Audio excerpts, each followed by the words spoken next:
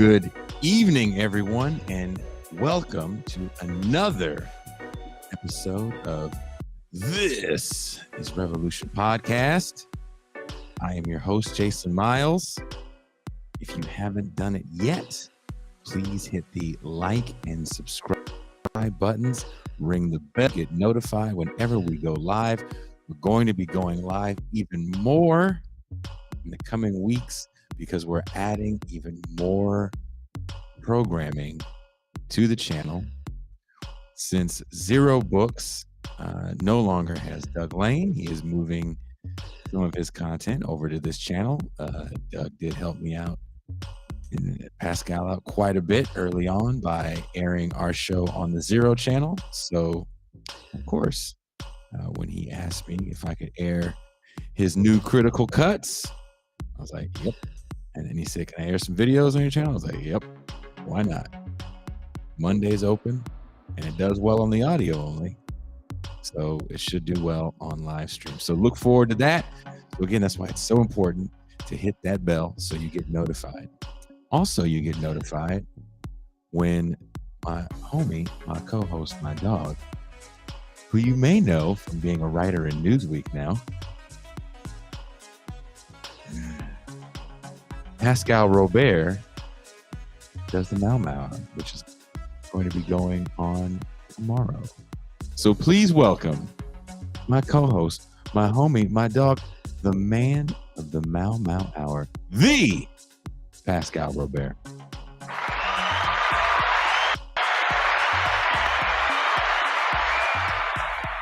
Peace and greetings to the chat. Peace and greetings to the audience. Peace and greetings, Jason Miles. Yes, Pascal Robert has a new piece out in Newsweek. We'll probably be talking about it a little bit in the bonus half. Have you got any comments, any responses, any weird new friend requests on social media? No, I generally got pretty supportive commentary. I mean, if you're familiar with the show, and you're familiar with my writing, you are not unfamiliar with the analysis and the critique that I put in the piece.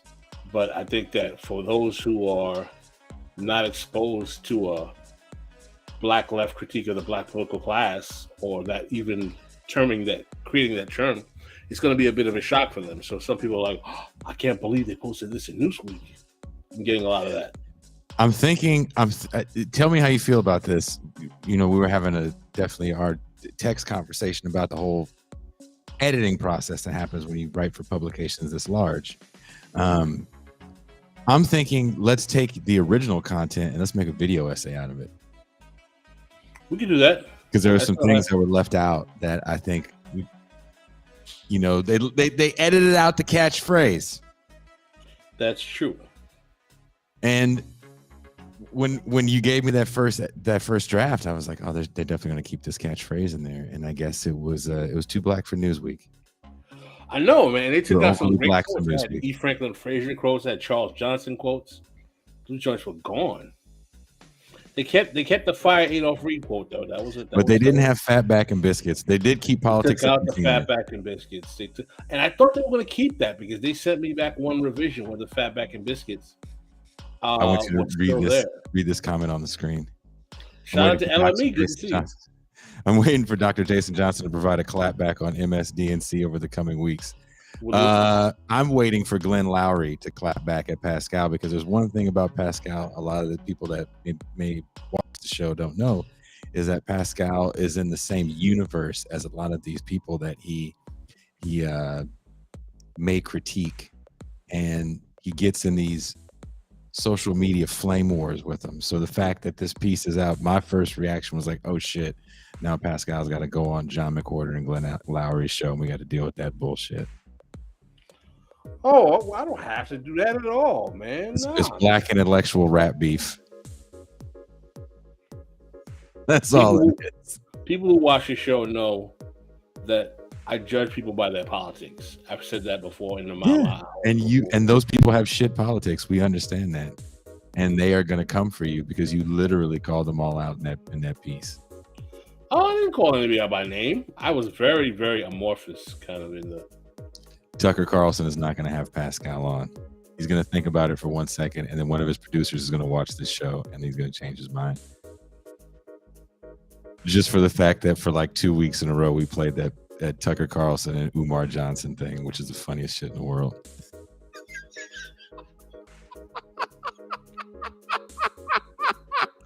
Well, let me shut up. We actually have a very interesting show. I'm psyched because you were so quiet all day today, Pascal. I was nervous. I was like, is Pascal gonna be ready for today? So I was like extra prepared because I was like, fuck, he's been too goddamn quiet. He hasn't hit me up one time to bitch at me about anything. He's too quiet. So now I know you're psyched, so now I can exhale a little bit more. Today's my mother's birthday, man. Oh, shit. That's how you celebrate birthdays in Haiti, right? With gunfire. Yes, today's my mother's 80th birthday. Oh, my goodness. Happy birthday. Yes.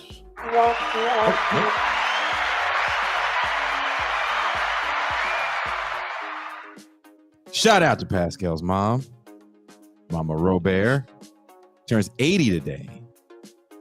Yes, yes. So hopefully let's make her proud today. So before we bring in our guest,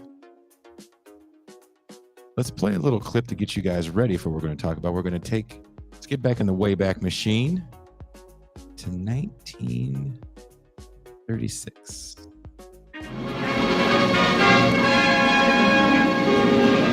The latter years of Spanish history have covered pages and chapters of unrelieved catastrophe. Riots, unrest, culminated in July 1936 in the unofficial commencement of civil war.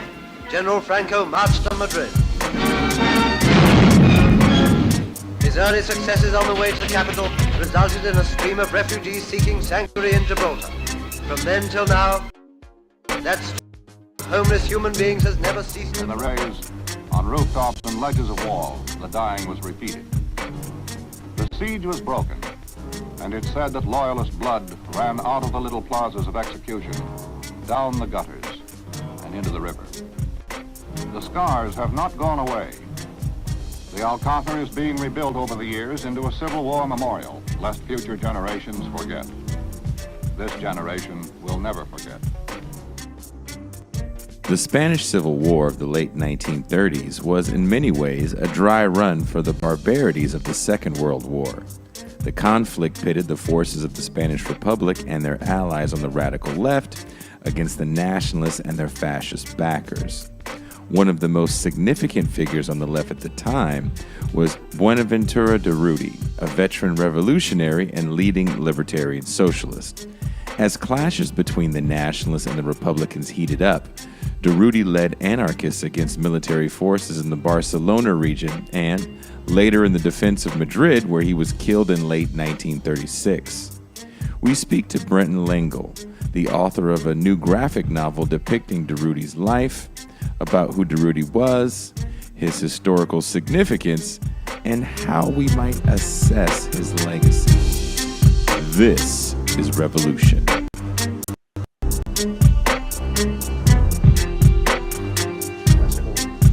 Franco he died in bed. Nobody removed him from power. Nobody in Spain, be it the Democrats from the right or the left, were capable, able, willing, or courageous enough, and let's face it, courageous enough to overthrow Franco and his dictatorship.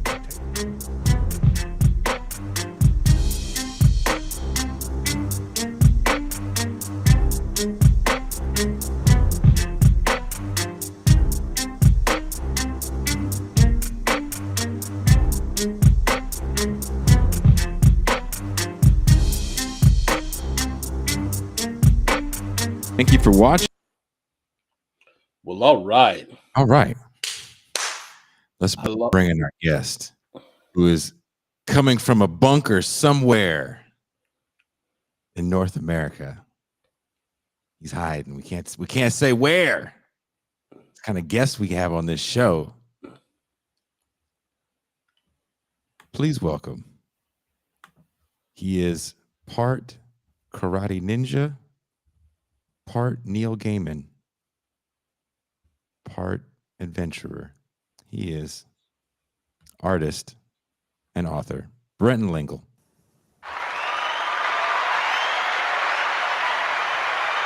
Hey guys, really happy to be here. And that, by the way, was the best intro anyone's ever given me. So thank you so much for that. They don't read your bio. You know, I read the bio and I was like, is this a joke? And I kept I was like, oh no, he's serious. And then there's the pictures of you doing the Appalachian Trail, which is what, like 2,200 miles or something like that. Yeah, 2,200 miles. Though when I did it, it was technically 1,186 miles or 2,186 miles. So it doesn't matter. Yeah. I ran 4 miles a day and everything hurts. Yeah, I walked it. And I'm also the author, actually, of the first play ever about that, called North to Maine, which is sponsored by the Appalachian Trail Conservancy. Beyond that, I am the author of Snow White Zombie Apocalypse, the dark fantasy comic series, which has been nominated for 2 Ringo Awards. And I am the author for this of Durruti, Shadow of the People. This, by the way, is not the comic. It's been sent to the printers. This is one of the 7 books that I read to actually be able to write this. This one is a biography by Abel Paz, who is also an anarchist and like in the Spanish Civil War. He was 15 at the time, I believe. So I've been very lucky to have that biography through AK Press and the English translation by Chuck Morse, which was just... it couldn't have happened without it. So I'm eternally grateful. What was very frustrating is that when I was trying to make that video, there are videos of Durruti, but they're all in Spanish. Yeah. I was not prepared to try to listen to every word and try to translate it. If you guys saw, I'm living in Mexico. I don't speak Spanish. So if you saw the way I get around now, you would know, like, oh, this guy sucks. So what makes a karate comic man who's writing fantasy novels about Snow White and zombies want to take on, because from your video, and we will play your video, Awesome. in this your trailer for your fundraising for your comic, which looks really, really interesting. I really love graphic novels. How do you go from kind of, I won't say silly, but darker fantasy stuff to taking on such a serious topic, also about a figure that no one really talks about when we talk about kind of important figures on the left, that actually he literally was an Avenger. Yep. As in, he was the first Avenger because his anarchist group was called the Avengers. So what were you doing when you said, stop everything that I'm doing? I want to write a graphic novel about this person because I want it to be accessible. I'm assuming that's why you want it to be a graphic novel as well. It's also what you do, but accessible to everybody in the vein of like Mouse or something like that. Yeah. Well, interestingly enough, if you aren't super familiar with my work, it might be a bit of a surprise that I would go from something like Snow White Zombie Apocalypse, which is dark fantasy mixed with like 70s kung fu and gender politics, to something very grounded in reality like Durruti. But the fact is that all of the art that I create is kind of a reflection of my life and my values and my headspace. And it's actually inherently tied into, I guess, my political journey that began, I guess, with hiking the Appalachian Trail, Maine to Georgia, and eventually led me to Occupy Wall Street, and then eventually to where I am today. So, I guess without giving you like the whole David Copperfield thing, I was pretty much a normal American with normal American politics. But that started to fall apart when I hiked the Appalachian Trail, Maine to Georgia. And a lot of people don't know this about the AT, but the AT was actually designed and built by a socialist, Brenton Lengel. And the idea was for workers to get a chance to go out and interact with nature and, experience fellowship with the wilderness, because everybody was stuck in the cities and heavily alienated from this aspect. Now, that radical ideology has not remained with the trail culture, at least not nominally. But the thing is that, I lived for the 6 months that I was hiking from Maine to Georgia, or Georgia to Maine. I went northbound. I experienced a completely different way of life, where, you bragged about how little you had. Your purpose was fulfilled every day because your purpose was just to walk, and it didn't matter how far you walked. You weren't in competition with anybody, just that you walked. And I met incredible people from all over the country in all walks of life, wonderful people who didn't fit in. And life took on this really incredible experience that I think it's kind of the closest that somebody can come to in the first world, from like becoming a hunter-gatherer, essentially. It's a taste of kind of what we might have lived like before the rise of the state. 20 miles out in the woods, there's no law, there's no police, but hey, we all actually take care of each other, and it's actually safer than, definitely safer than Manhattan, where I lived for 10 years afterwards. So that started to break things down in my head as I did it, because the whole community runs on stuff like random acts of kindness from strangers. Then moving to New York City and getting hit with, just the huge cost of living, really seeing the class divide up close, and being an artist, I was running in circles with some of the, some more proletarian folks, and also with some of the richest New Yorkers in the country. Richest people in the country, because a lot of them are in New York. And so that really, I think, led to me seeing the world in a unique way, that a lot of people haven't had that ability to. It was also, there was a bit of a shock to it. It was not entirely unlike, waking up in a world surrounded by zombies that want to eat you and add your uniqueness to themselves. I think there's a bit of the shock of New York that made it into my themes with Snow White Zombie Apocalypse. But, I would say just around the winter of 2010, all of this was swirling around in my head. And I saw a graph that showed the distribution of wealth in the United States, where Americans think it is, where they want it to be, and where it actually is. And I just, looking at that, it blew my mind. I just sort of threw my hands up and said, F it, property is theft. Shortly thereafter, Occupy Wall Street happened. And at first I dismissed it and was like, oh, another socialist protest. They're not mad enough. I'll come back later. And then I started to see my friends there. And I started seeing my friends getting arrested by the NYPD. And I was like, oh, I got to get down there. And around the same time, I was reading George Orwell's Homage to Catalonia and working as a playwright, trying to get my name out there. Snow White Zombie started actually as a play. And after I found out about Buenaventura Durruti, I, really made a point to learn about his life so that I could write what was going to be a play. And then it wasn't really working as a play. It was a little more cinematic. So I wrote a screenplay, completed that. And then once I started finding that I was having a lot of success as a comic writer and creator, I was like, well, the next story I have to adapt after Swaza is Durruti, Shadow of the People.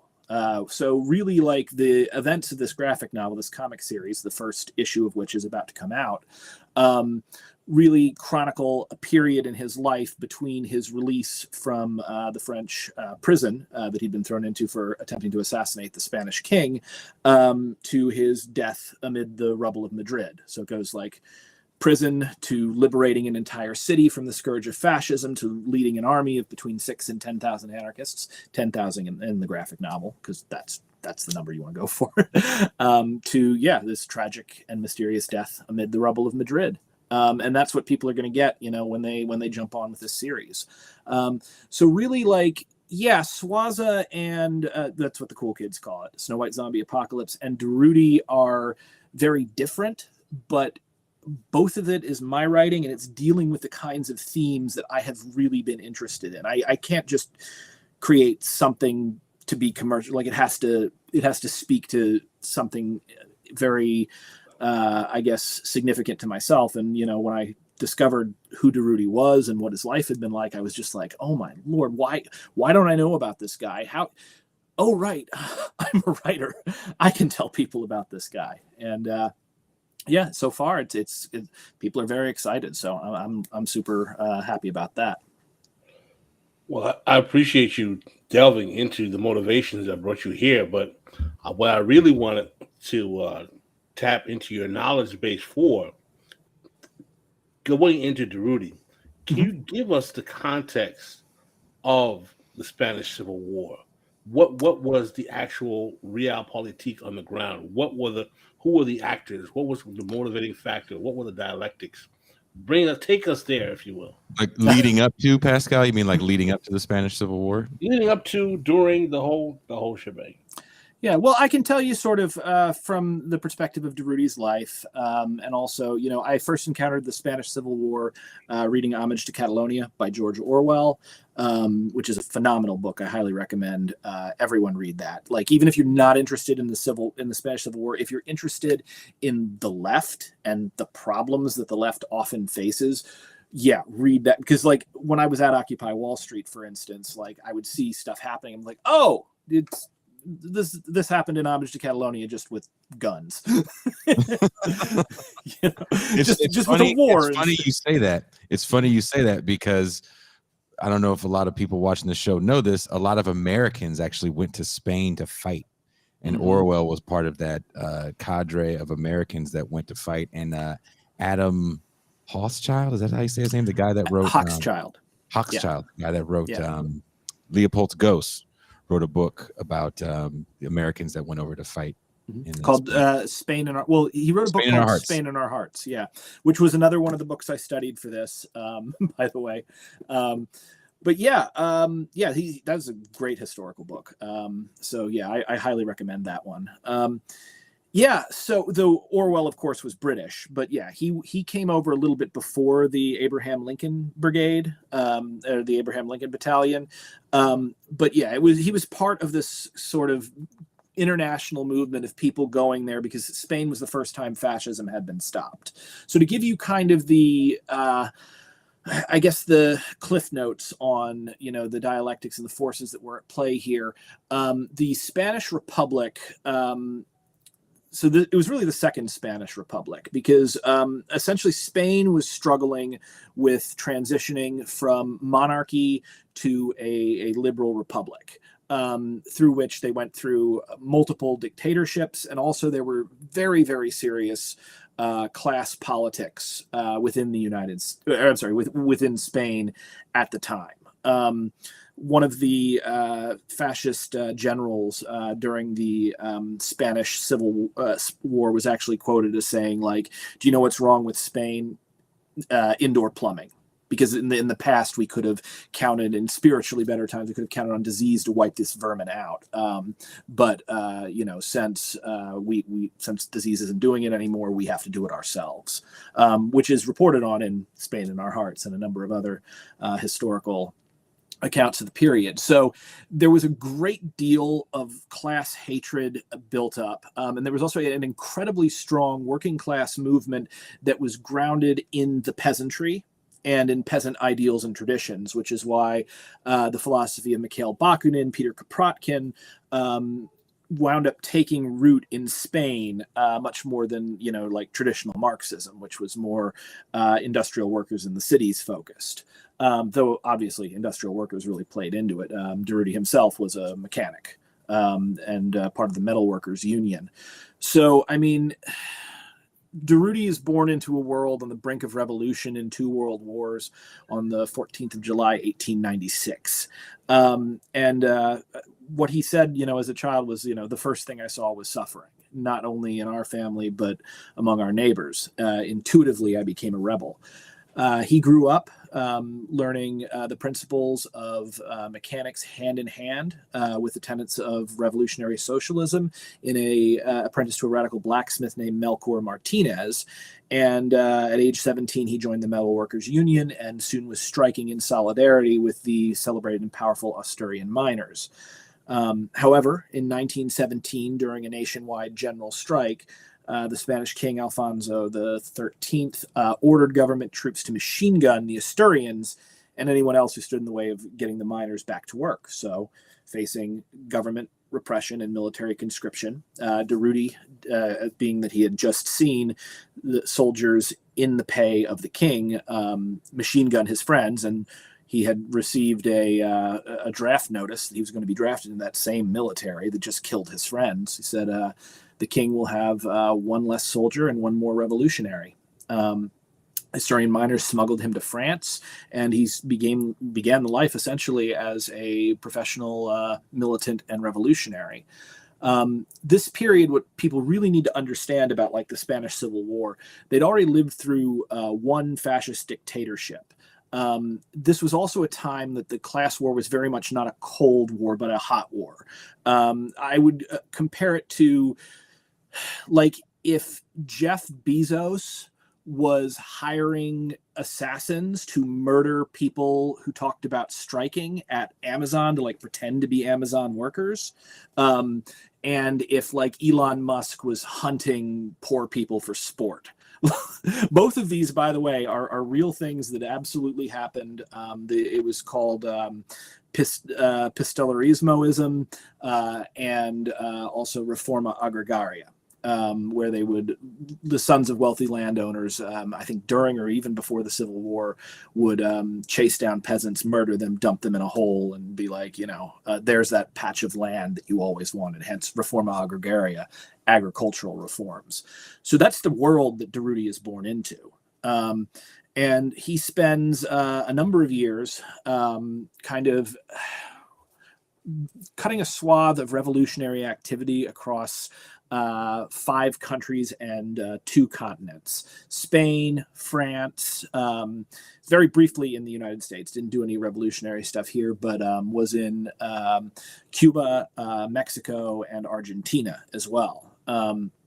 Then he robbed over 500,000 pesetas from the Bank of Spain, carried out a bunch of radical expropriations. And then eventually when the Spanish king, the guy who had ordered his friends killed, years and years before, was touring France, Durruti and several of his fellows, including Ascaso, his sort of right-hand man, conspired to attack and assassinate the king. They failed. The French police had infiltrated them, and they spent a month in jail. But the workers' movement was so strong at this time, and the Argentinian steamship that had been sent to get them to take them back to Argentina to execute them was late, and so Durruti was set free. And spent the next couple of years preparing. He met Nestor Makhno. If anybody's read Anarchy's Cossack, he's the other super important anarchist military leader, and they met, and like Nestor Makhno pledged to fight with him. That is happening in issue 2, by the way. When Spain's military went fascist, Durruti returned to his native country, and the big thing that happened here, the big and incredible thing, was that the fascists completely dominated the south of Spain. But in the north, again, where anarchism had really taken root, union farmers, factory workers, union people associated with the CNT-FI, and Durruti, along with other forces like within Barcelona, stood up to, fought, and decisively defeated the fascist invasion, stopping their war machine dead in their tracks. And I mean, I don't think this is a feat that's ever actually been equaled militarily, to have a force of ordinary people defeat a modern mechanized professional army, and not simply defeat them or outlast them, but like they captured General Godade and executed him. So suddenly you had kind of the hope of the entire world. We'd seen fascism roll over one country after another, Germany and Italy being, great examples. And there didn't seem to be any way to stop it at this point. And all of a sudden, boom, there it goes, stop dead by this revolution. So folks really didn't know kind of what to do at the time. The liberals in Spain's government hated the anarchists, and this was both, with the Caballero the Compañes government and the Republican government, but they were allies. You also had it was less important at the beginning of the war, but there were a number of Marxists that fought. The POUM was was a former Trotskyist, now kind of left Marxist unit that was the one that Orwell actually volunteered to serve in, and it's his account of fighting on the front lines with them that makes up the events of Homage to Catalonia. Essentially, you had three factions that had to unify to defeat the fascists, which were supported by the German Condor Legion and Mussolini's legionnaires, who put in ground troops.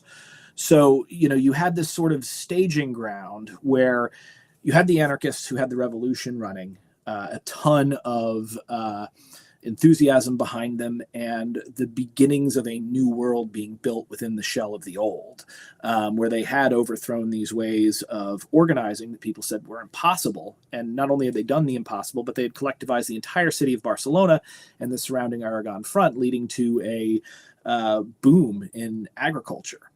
Since a lot of the land had been purposefully kept fallow by the Latifundians, which were a sort of feudal lords, essentially, the holdover feudal lords. That's why you get that Franco was fighting for a return of feudalism almost, as opposed to like modern fascism. You had the liberal Republicans that were trying to create, a standard liberal Republican democratic government. And you had the Marxists, which were supported by Stalin and Comintern. These three factions all hated each other. But they were all united to battle Franco. But ultimately, the liberals preferred the other liberal nations, the United States and England preferred the fascists to the anarchists and even the liberals at this time. So no real aid came. The only aid that could possibly come at this point was given by Stalin. And also, by the way, hey, Mexico. Mexico really represented there. They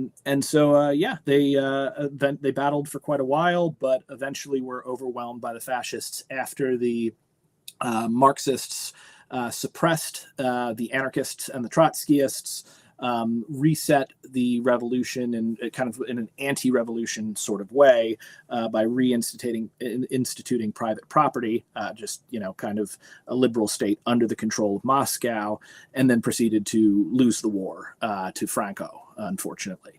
So, I mean, that's sort of, those were the political factions that were going on at the time. And that was kind of the struggle that was Spain, and the doom of them was the inability of the left to unite against the enemy of that was fascism.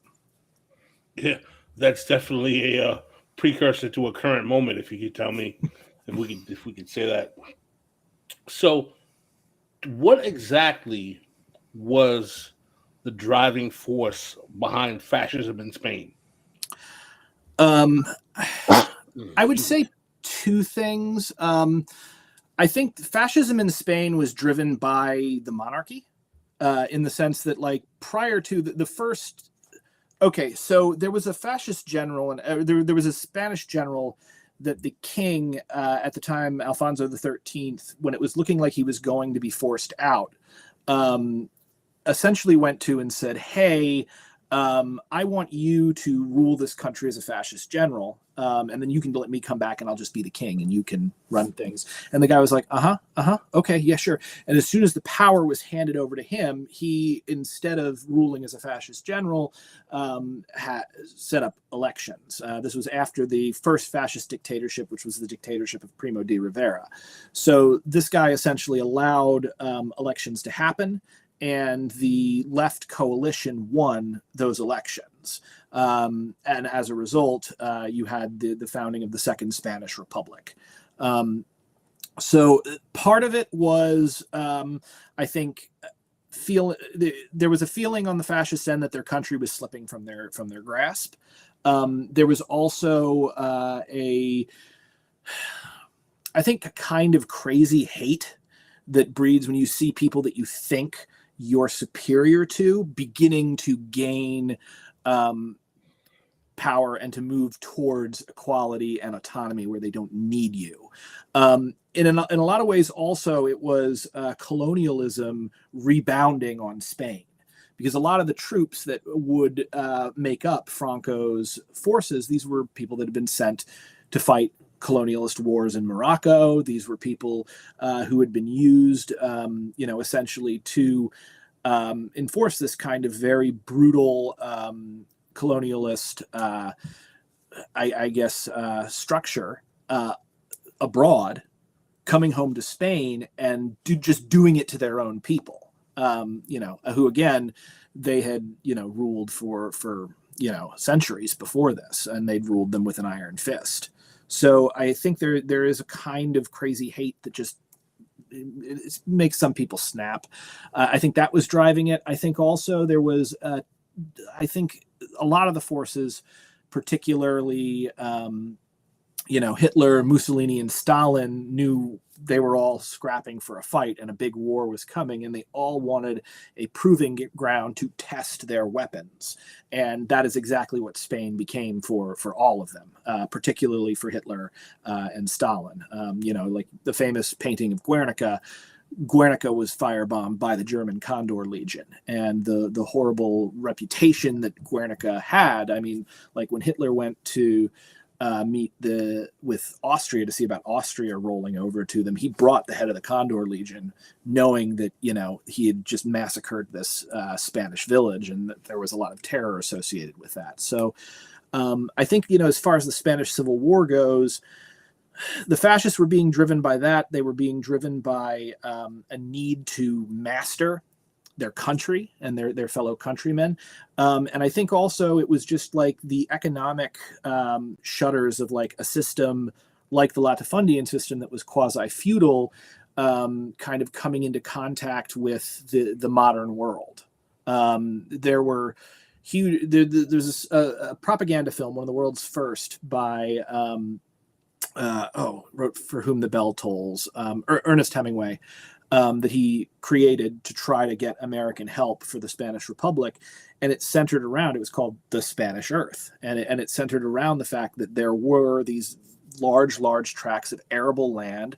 There was a food shortage, and the Latifundians, because they controlled it, were not allowing these lands to be farmed. Because why would they? I think in a way it was just sort of the groans of, the world moving from a more backward feudal state into the early modern world. Now, what the antagonism, was it ethnic, class, religious, a combination of all? It was, I would say, class and religious. In fact, it's interesting. So if you read Spain in Our Hearts, he mentions actually at one point with the some black female nurses who came over from the United States and witnessed essentially the treatment of the Spanish peasantry and the proletariat by the upper class. And they essentially said they had never, ever seen anything like that, except like the racism that they had encountered. They said it was up to that level of abuse and hatred. So it was essentially class-based.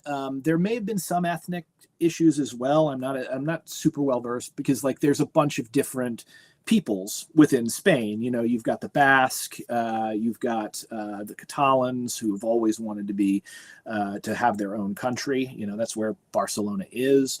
They've always kind of wanted to be independent from Spain. You've got religious persecution in the sense that, but even then, the Catholic Church was mostly on the side of the fascists, but not entirely. And, Franco, there were a number of leftists, priests and nuns that Franco murdered. So, and there were also like priests and nuns that fought as vicious fascists, like during this fight, because it was really like, the Dali painting, like Spain's tearing itself apart. I think that, overall, there were definitely religious tensions. The Catholic Church was seen as an ally of fascism in a lot of places. Durruti was famously quoted as saying, the only church that illuminates is a burning church, which he was quoting Peter Kropotkin with that. And I would say, I think it was primarily class-based. There were probably some ethnic tensions coming into it, but ultimately it was class-based and somewhat a clash between, Catholicism and anti-clericalism. Though it's also really important to know that, one of the sayings about the Spanish and religion, just that comes out of the country, is they say the Spaniards follow their priests either with a candle or a club. So there's a reason why this is called the passionate war. Wow. This is great stuff. So here's the question. What eventually leads to the death of Durruti, or the failure of the actual insurgents against the fascists? Well, there were a couple things. So the biggest problem, I think, and I've gone over this time and time again because everybody loves to, this is one of those what if moments, because if fascism had been defeated in Spain, there is a case you can make that the Second World War might not have happened, or would not have been as devastating as it was, because it would have functioned as a major check on fascist growth and power. And who knows? Maybe if Hitler and Mussolini get a black eye in Spain, maybe they're pushed out of power peacefully, and we don't get the Holocaust. Well, we can't know about that. So I've thought about it. I think the biggest problem for the Republic was that they seized all of the industry in the north. So the anarchists controlled a number of factories. They also controlled huge swaths, essentially the breadbasket of Spain. So they ate very, very well, particularly because they collectivized, and this led to a massive boom in food production. But they did not seize any war industry. And Durruti himself, when he came to head the Durruti column, first marched on the city of Zaragoza, which had been like another kind of leftist anarchist stronghold that had been conquered by the fascists. Durruti was planning to assail Zaragoza with his anarchist troops and to do essentially what they had done in Barcelona there. However, he was convinced by the Republican high command that this would be foolish and to wait, which I think was perhaps a very large mistake, though I can totally understand why anybody would do that. So they waited outside of Zaragoza for a while, preparing for a bigger attack with the forces with the combined forces of the Republic. But then Durruti wound up being asked to go to Madrid after taking the town of Caspe. So Durruti and his anarchists marched on Madrid, fought their first battle against Franco, won, and then Durruti was tragically killed, depending upon who you ask, either by a misfiring gun, a fascist sniper, or a Bolshevik assassin. Now, in my book, there are, I leave it open, because that period in history is open. I know I have a personal point of view, and you will find it, if you read the book, you'll see kind of which one I think is most likely there, or at least the one that I think makes for the best story. But I think if the anarchists had known that they would receive no help from the liberal governments, they weren't going to get any arms from England or Spain. They would have to rely almost entirely on Stalin, and Stalin did not arm them. He armed his people. The goal then should have been to take to march south and take the war industry in the South. If they were able to essentially push the revolution, just pure adelante, they might have been able to sweep the country before Franco could really get his war machine running.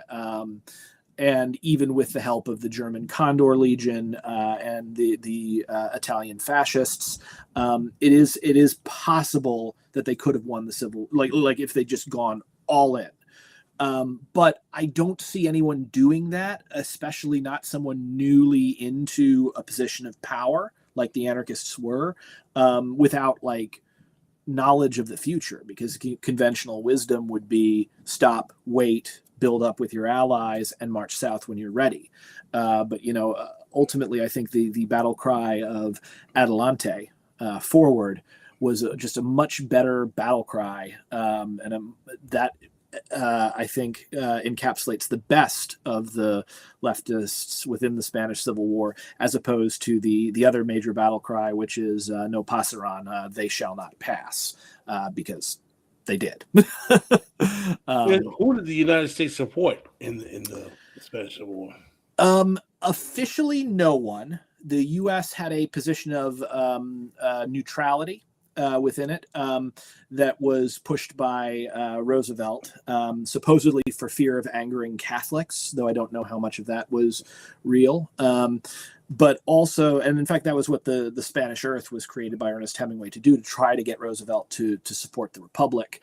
However, privately, the U.S. supported the fascists in the sense that Shell and Texaco gave Franco essentially the world's first credit card and provided him with all of the oil that he needed to run his war machine free of charge, with the knowledge that they would be paid back when he conquered the country.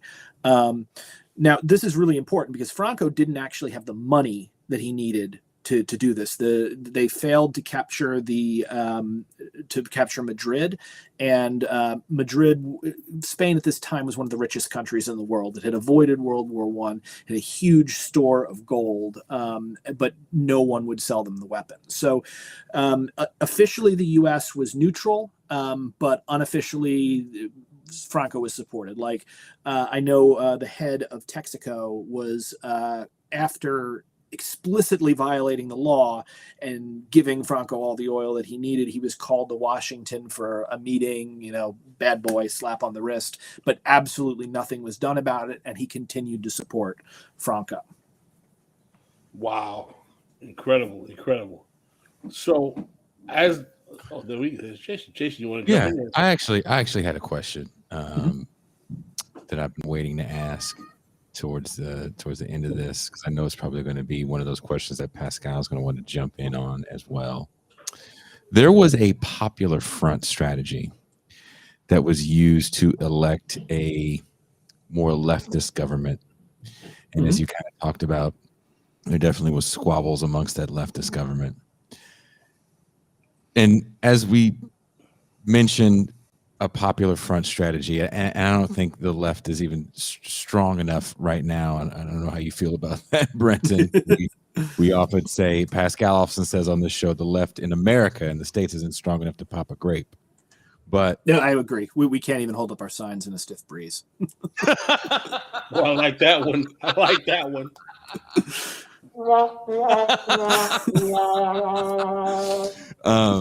Damn.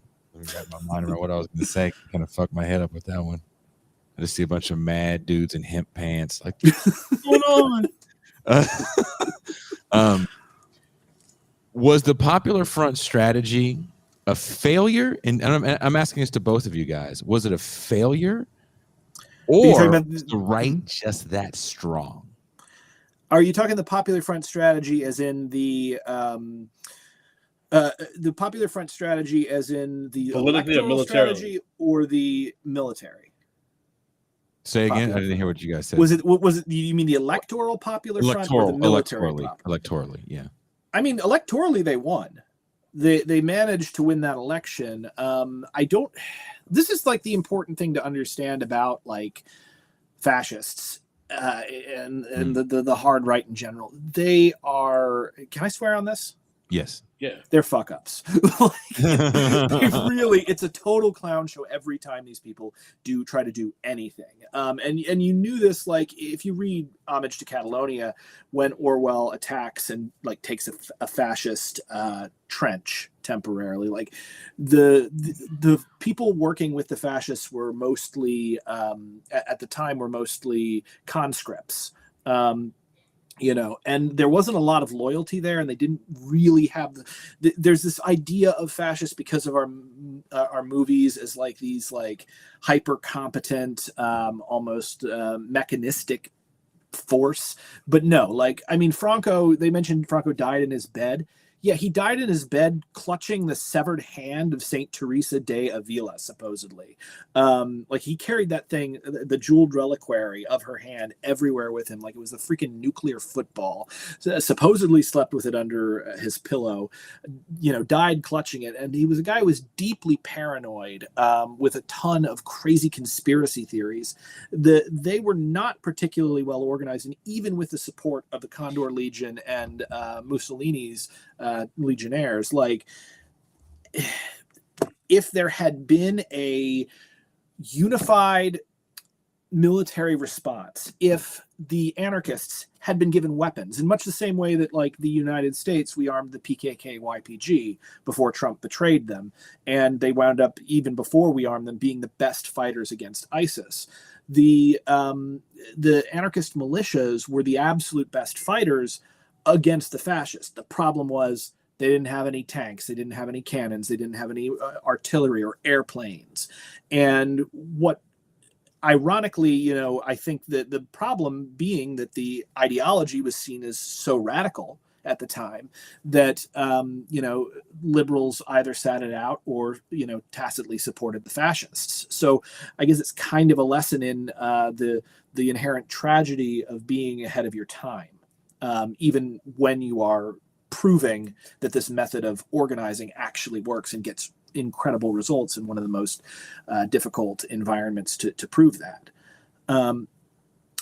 So I think the Popular Front strategy failed because, so first, the anarchists won the war, or I'm sorry, the anarchists won in the North and held the line. However, they didn't have the military technology that they needed. They didn't have large nations supporting them. So then you had Stalin come in. Stalin being the only person who would give the Republic any kind of weapons. And by the way, he did in exchange for almost all the gold in the Bank of Spain. Once you had the Russians arrive, the communists began to gain power over the anarchists and used that power to suppress the anarchists rather than form a united front. Once the anarchists were suppressed after the May Day fighting, what wound up happening was that it was like you had hobbled the revolution, because what were people fighting for anymore? The communists reinstituted private property, gave, and as soon as they did, suddenly there were shortages.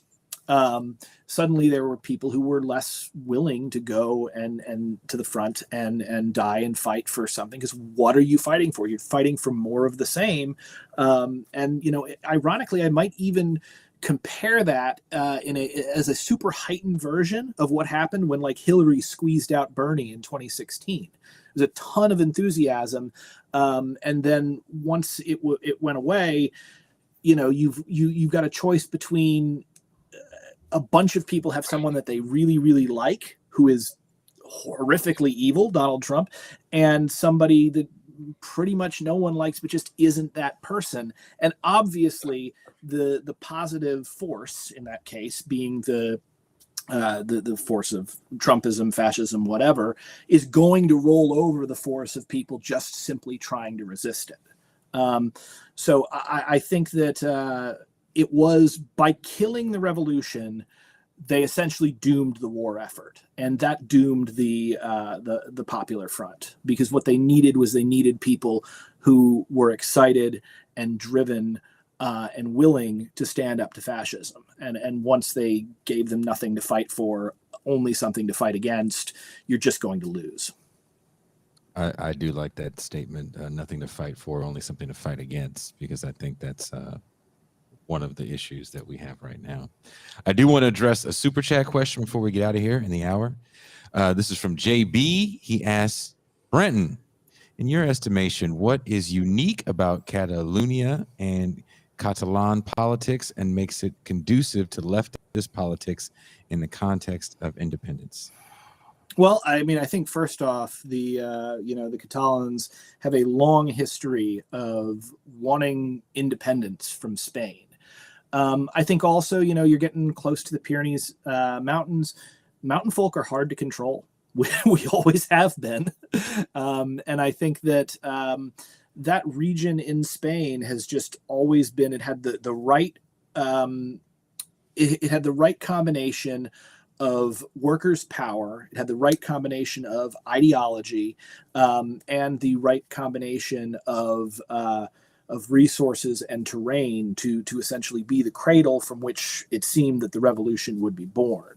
And there's another universe out there, I think, where it was, and maybe not all of Spain, but Catalonia, became the world's first anarchist country, if you can call it that.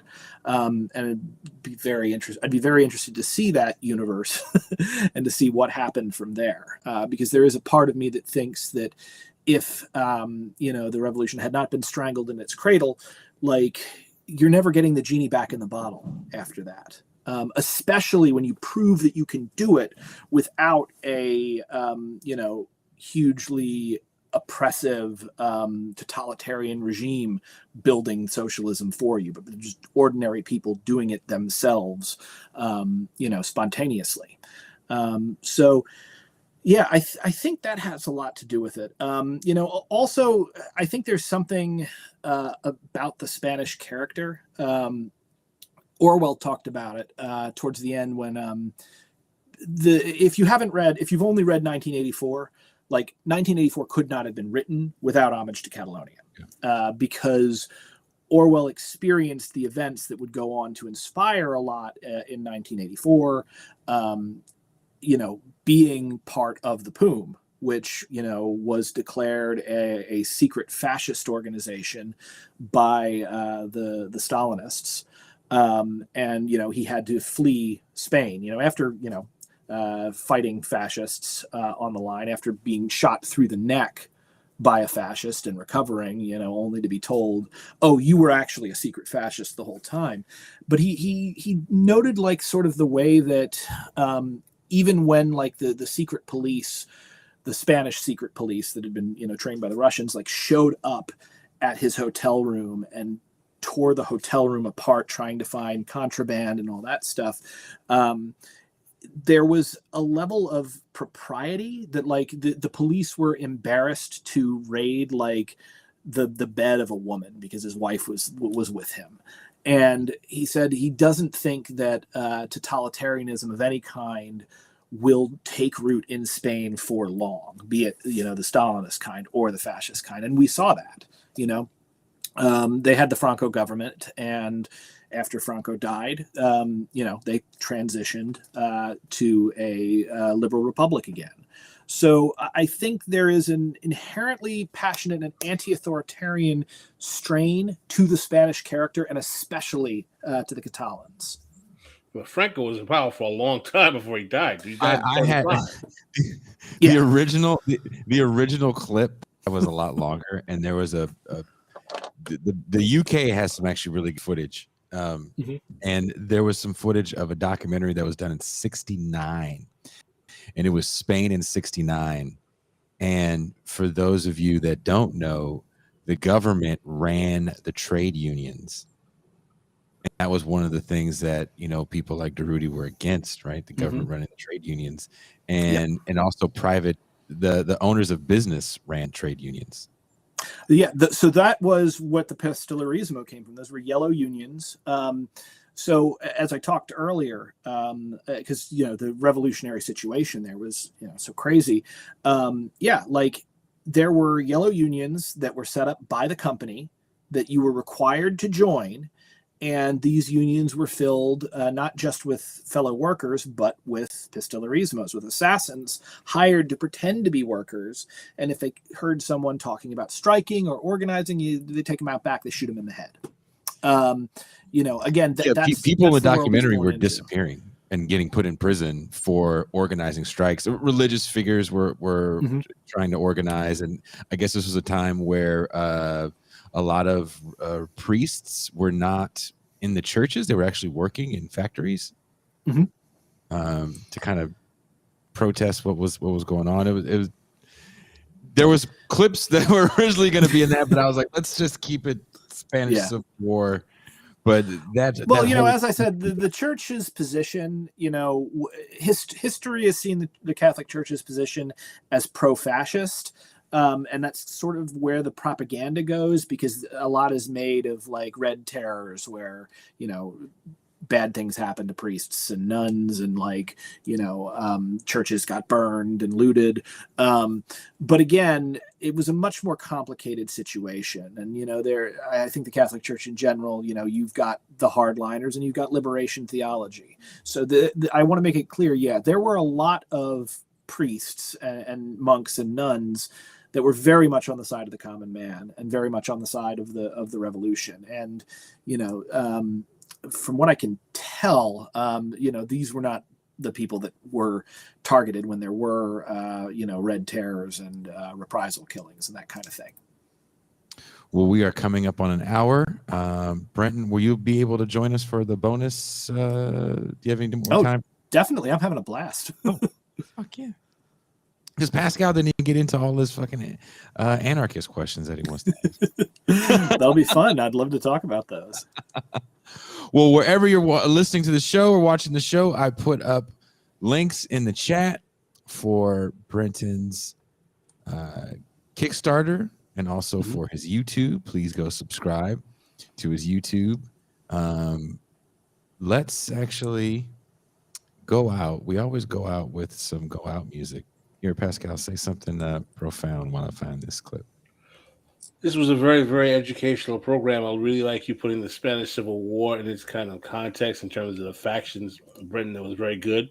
And I appreciate you kind of explaining the role of, there are a lot of Marxist-Leninists who are like, anarchists, show us your wins. It's a very common thing you hear on the left. But I've always been aware of the role of the anarchists in the Spanish Civil War. And actually, I do consider it a victory on their part, even though they were not able to neutralize Franco completely. And Catalonia, to me, is definitely something that looks like, where they tried to make it happen. But the anarchists who know that history will always remind the Marxists, the Marxist-Leninists or the communists about that, as well as a lot of other things as well. But on This Is Revolution podcast, we believe in non-sectarian leftism. So, as do I should add. I had some criticism for the Stalinists at the time, but I got a lot of committed Marxist comrades, and I think it's very important that we do be non-sectarian moving forward. Yeah, particularly since we're at a stage where the left doesn't have the power to pop a grape, which is the situation we're in right now. But Jason, well, I'm having all kinds of issues with my very slow Baja California connection right now. I think I found it. Keep talking. All right. Well, I'll say to folks, if you guys are curious, you can search. Go to Kickstarter, search Durruti, Durruti. It's Durruti Shadow of the People. It's put out by my company, Autonomous Collective. We are funded. Which was really, really great. AK Press came on to support us. J. Andrew World has been a huge champion of the comic and also did a poster and print for us. Oh, you bringing that up? And I finally got it. J. Andrew World is also a friend of this show as well. Yeah, phenomenal guy, great artist too. So I did want to give him a shout out. You can also, if you click pre-order, you can pre-order the first issue of the comic. Get in on this on the ground floor, where there's a film in the works that I'm working with Enon Films about it. And also, if you follow, you can get cool stuff like this Durruti column patch that we had custom created, and also this Durruti coin, which is a gear, has Buenaventura Durruti, the years he lived, and on the back it has his the anarchist symbol and his famous slogan saying, which is in English, each of us carries a new world in our hearts.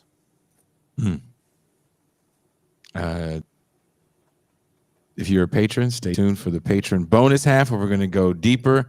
I do want to read, there's a great Durruti quote that I actually saved. Is we the workers who build these palaces and cities here in Spain and in America and everywhere. We, the workers, we can build others to take their place, and better ones. We are not in the least afraid of ruins. We are going to inherit the earth. There is not the slightest doubt about that. The bourgeoisie might blast and ruin its own world before it leaves the stage of history. We carry a new world here in our hearts. That world is growing in this minute. In this minute. Adelante. It's from Buenaventura Durruti. That is a wonderful quote. And we are going to leave by playing Brenton's trailer.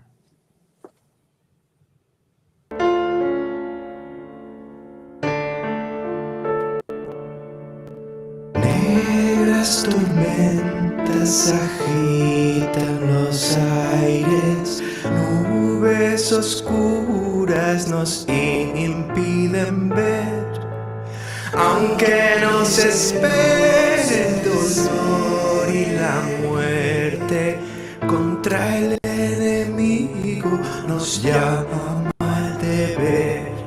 El bien más preciado es la libertad. Hay que defenderla con fe y valor. Alza la bandera revolucionaria que triunfo sin cesar nos lleva en pos. Alza la bandera revolucionaria que del triunfo sin cesar nos lleva en pos. En pie el pueblo obrero a la batalla, hay que derrocar a la reacción, a las barricadas,